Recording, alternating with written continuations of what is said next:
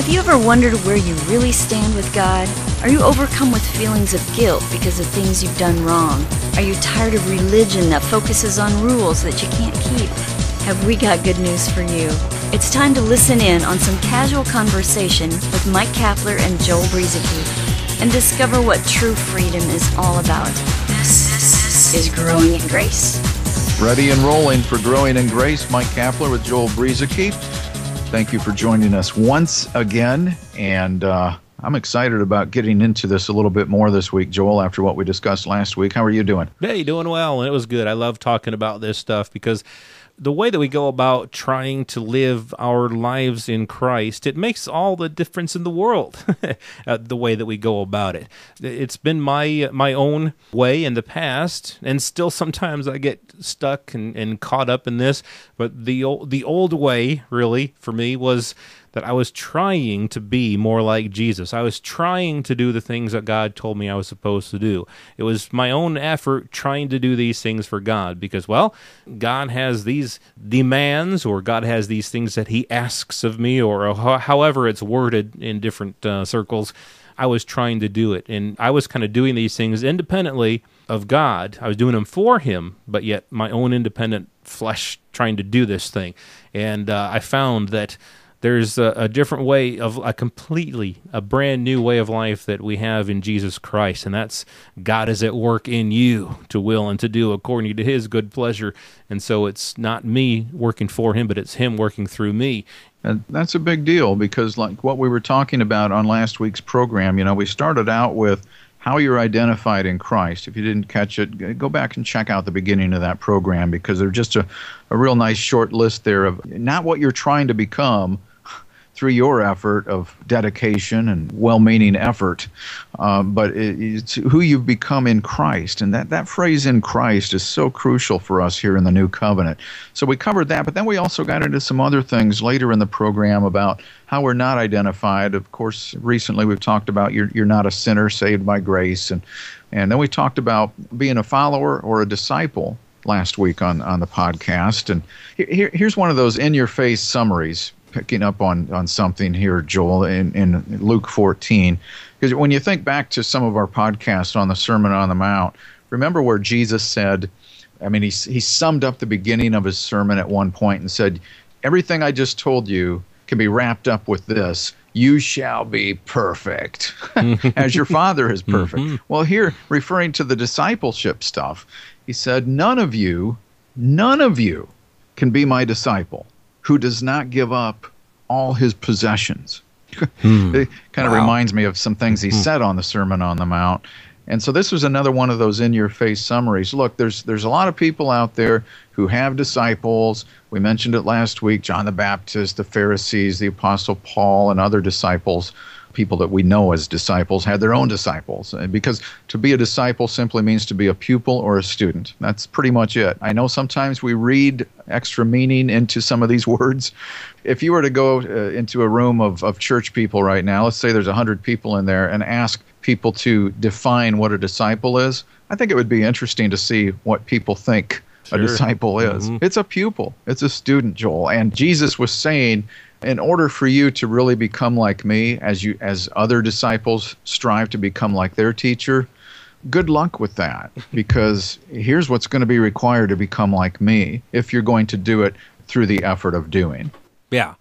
To sort of sum up what you were saying there, if we want to be a follower of Jesus or a disciple of Jesus, it's all based on our own efforts. It's all based on what we can try to do versus this whole idea that we've received a brand new life in Christ. And what this life is, as Galatians 2:20 says, I died. I was crucified with Christ, and I no longer live. So you see, there's no longer this me that was alive, that was trying to do all the things. That's the life that Paul had as a Pharisee before he came to Christ.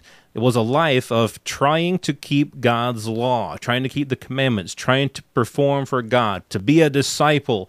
Paul would have probably considered himself a disciple of God, of the law, a follower of the law. And that life, he said, I no longer live. That life is no longer alive, but rather I've been made new. I have this new life. It's a new life that's Christ in me. I no longer live, but Christ lives in me. And so things have changed. With the new covenant, with the death of Jesus Christ, we died with him. And when he was resurrected, we were resurrected with him, and we have new life in him. The problem is, we go back to the Garden of Eden, and there were two trees to choose from. There was the tree of the knowledge of good and evil, and God said, don't eat from that tree. And there was the tree of life. That's the tree that God wanted the people to eat from, Adam and Eve. Eat from that tree. That's where life is. But the tree of the knowledge of good and evil, there's no life there. And so in Christ, the problem is we've chosen the tree of life. Yay! I'm a follower of Jesus, we say. And yet we go back to the old tree, the knowledge of good and evil, to try to get our daily living from that tree. And we can't do that. We got to shove that tree aside. We got to get that tree out of our mind and out of our hearts and realize that the only life that we have is Christ in us, not us following Christ. And I know that might make a few people, think twice about what we're saying here, but if you get the gist of what we're saying, it's the knowledge of good and evil on our efforts versus Christ in us. Yeah, because I think in the back of our minds anyway, we get the idea that Adam and Eve were looking for an opportunity to rebel or do the wrong thing. They thought maybe they could get away with something. But I think that we've misunderstood that, because the temptation was really centered around they would become like God. And some people think that that's still a sinful thing. But I think Adam and Eve, if I can put it this way, their motives were right. They wanted to be like God. They wanted to be able to make the right decisions and avoid the wrong things to do.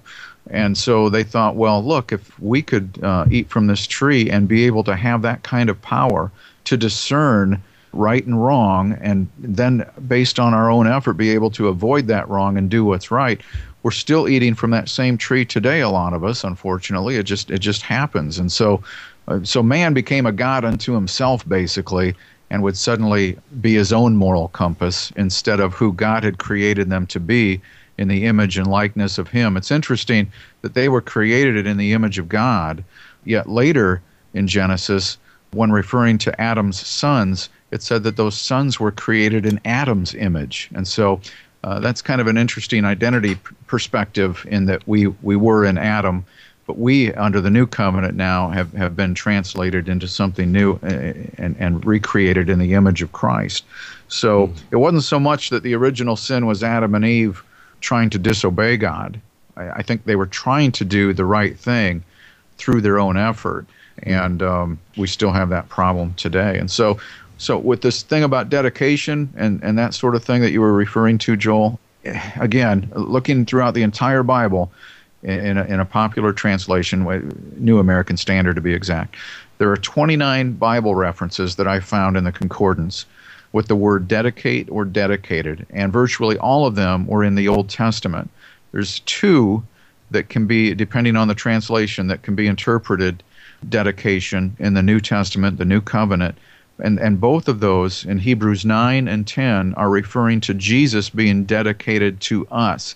He opened a new and living way in which he dedicated through his blood the veil of his flesh. And he has dedicated the new covenant with his blood. So it's all about God's dedication to mankind, not the other way around. Yeah, that is so important. That's so good. So important for people to know and to understand in our lives in Christ.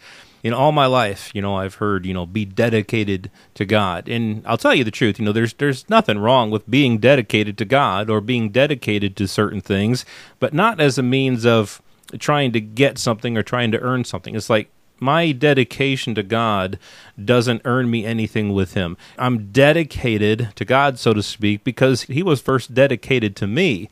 He gave me his life, and the life that I have now in him, there's a natural dedication, there's a natural love. I mean, we do this podcast. We're dedicated to doing this podcast, but not because it's going to get us anywhere with God, but because he has shown us his love and his grace, and we want to share that message. It's a desire that God has placed in us. That's what dedication and love is. It's something that God has placed in us, and it naturally overflows into things that we do. And so to be dedicated, we got to first remember that it is all about God's dedication to us, all about his love for us. And us, we're not trying to be dedicated. It just flows out of what we do. And so I think the point you're making there is that God so loved us that he gave his only begotten Son, that whoever believes in him should not perish but have everlasting life, is all about what he did. He gave, he loved, he was dedicated, and we're the beneficiaries of his dedication. There's nothing that we can do to pay him back, or to be dedicated enough, or to love him enough that he would say, oh, yeah, I accept that as payment, because he already paid the full price. God and God alone did everything that was necessary, and we just walk in that. Yeah, and it wasn't that way under the first covenant for the Jewish folks, because those 29 Bible references in the Old Covenant with dedicated, generally we're referring to a person's dedication to God under that covenant, whereas the dedication we have in the New Covenant is Christ and his blood having been dedicated to us. Yes. And so you're right, though, Joel, you made a good point in that it's not our effort to dedicate ourselves to God. It's just now that this life that we have is no longer our own, but his life in us. We naturally respond to this life. We naturally respond in an affirmative way through this unconditional love. It's not an effort to try to maintain some sort of position with God or establish a position with God, because he has already established us, and we just respond to that. It's just like belief. It's not really a work.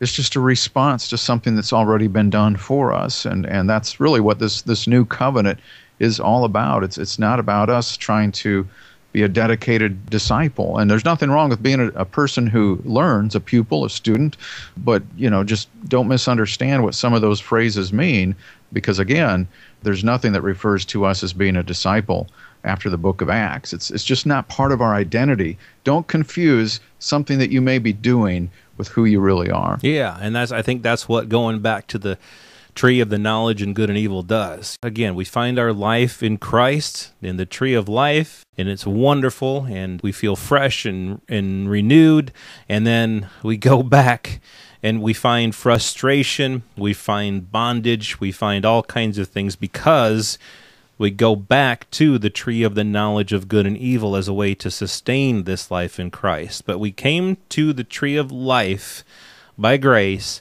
through faith, and that is how we're meant to maintain this life. It's Christ in us who maintains this thing anyway. We can't do a thing. So don't go back to the tree of the knowledge of good and evil, but let's stay focused and rooted in the tree of life, and that, of course, is Jesus Christ himself. And so if we have this life in Christ, apart from the law, well, what do we do for moral guidance? If we're not under the law anymore, if we're not under that knowledge of good and evil, then what do we do? How do we go about getting our, quote, moral guidance? Well, we'll talk about that next week, right here on Growing in Grace at growingingrace.org. This has been Growing in Grace with Mike Kapler and Joel Brueseke, heard online through various internet sources around the world each week. To access hundreds of past programs, visit graceroots.org. Share it with a friend and listen again next week for more Growing in Grace.